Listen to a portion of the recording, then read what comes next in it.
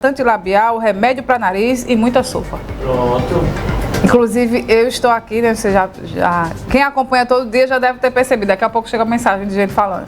Já estou falando mais baixo, que a garganta tá arranhando, fungando, enfim, né? Essa mudança de clima acaba com a gente. E o reflexo a gente já percebe nas emergências em relação a problemas respiratórios. Eu tenho só uma informação aqui.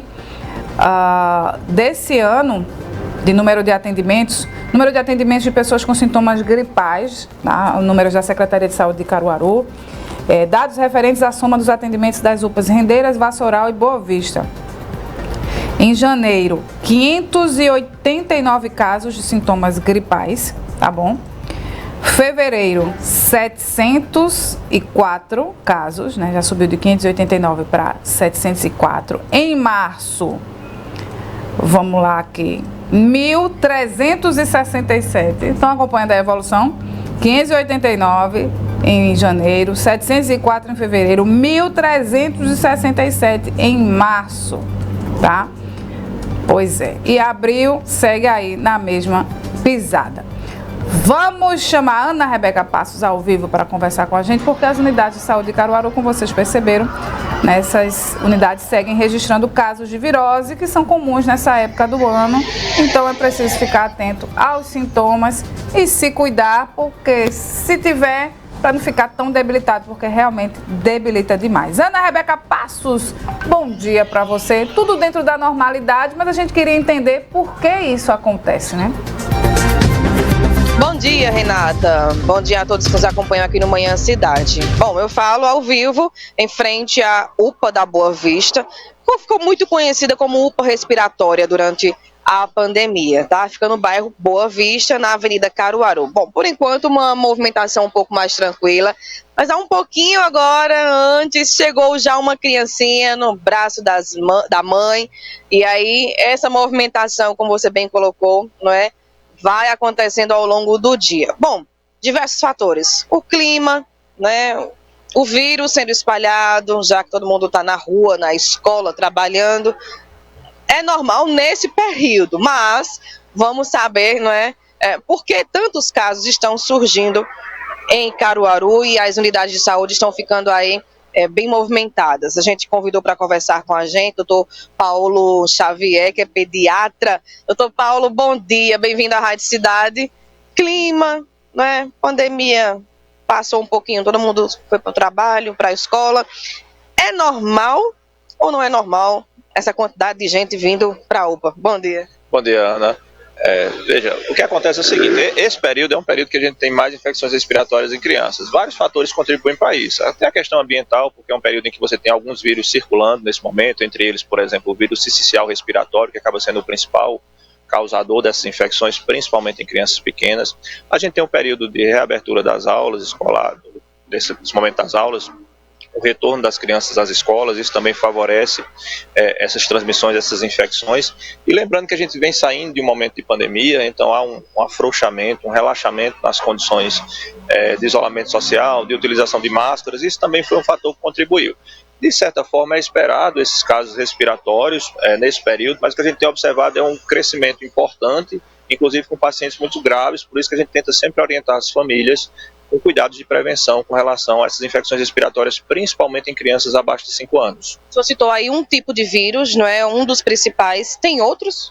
A gente tem nesse período, como a gente tem, na verdade, durante quase todo o ano, a presença, por exemplo, do vírus, do adenovírus, do rinovírus, algumas bactérias que também provocam infecções respiratórias, como algumas pneumonias bacterianas, mas o vírus sincicial respiratório acaba ganhando destaque maior. Cerca de 80% a 85% dessas infecções que a gente vê em crianças nesse período é por causa desse vírus sincicial. É muito contagioso. Estou ali já com uma coriza, uma tosse.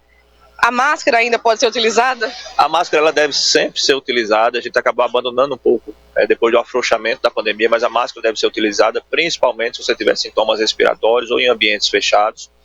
O vírus é um vírus respiratório, então é um vírus que se transmite facilmente, se transmite por gotículas, por pacientes que têm sintomas respiratórios, transmissão. Às vezes a gente pega no local contaminado, coloca a mão na boca, coloca a mão no olho, isso já é um fator de contaminação. E, em geral, esse vírus acaba adoecendo pacientes que têm sistema imunológico deprimido, por exemplo, idosos ou pacientes com alguma condição especial, e as crianças pequenas que não têm defesa no organismo. Então, a principal preocupação nossa com relação a esse vírus são para as crianças pequenas. Os adultos podem até se contaminar com o vírus sincicial, mas, em geral, tem poucos sintomas ou sintomas muito leves.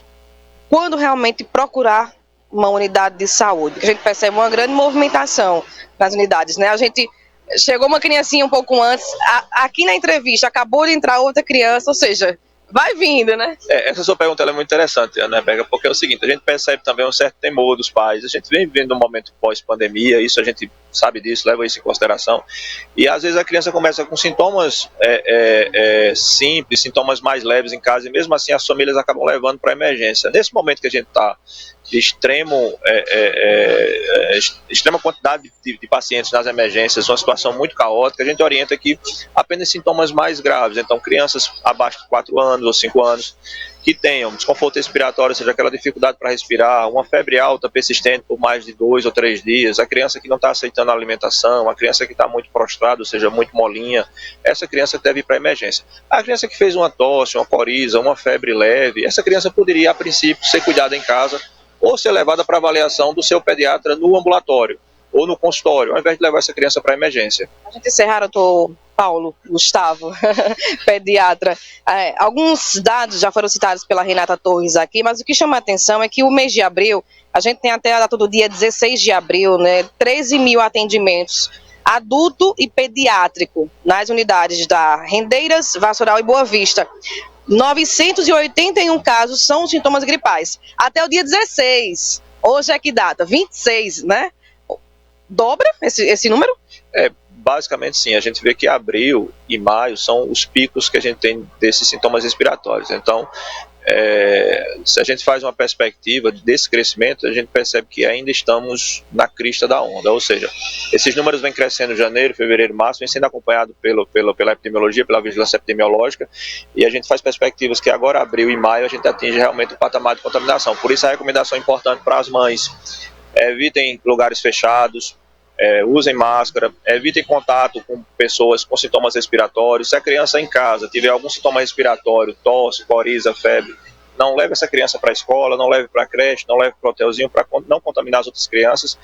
E 2 informações e 2 orientações fundamentais: utilização da máscara é fundamental e importante, não vamos abandonar esse item de segurança, e cartão vacinal das crianças atualizados. Apesar de não termos vacina para o vírus sincicial respiratório, a gente tem, na verdade, um anticorpo monoclonal que a gente faz para populações específicas, mas não há uma vacina para o vírus sincicial respiratório. Mas o cartão da criança vacinado atualizado, esse cartão de vacina atualizado, ele promove uma maior proteção para essas crianças. Dr. Paulo Gustavo Xavier, pediatra, muito obrigada pelas informações. Então é isso, Renata, é ficar atento aos sintomas, não é? E acompanhar, na verdade, como disse o doutor aqui, né?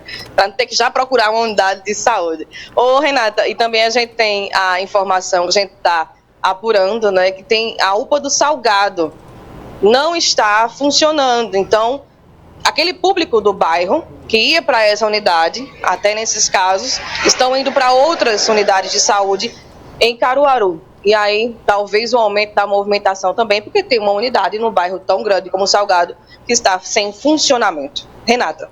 Obrigada, Ana, pelas informações. Um abraço para o Dr. Paulo Gustavo aí, que nos recebeu mais uma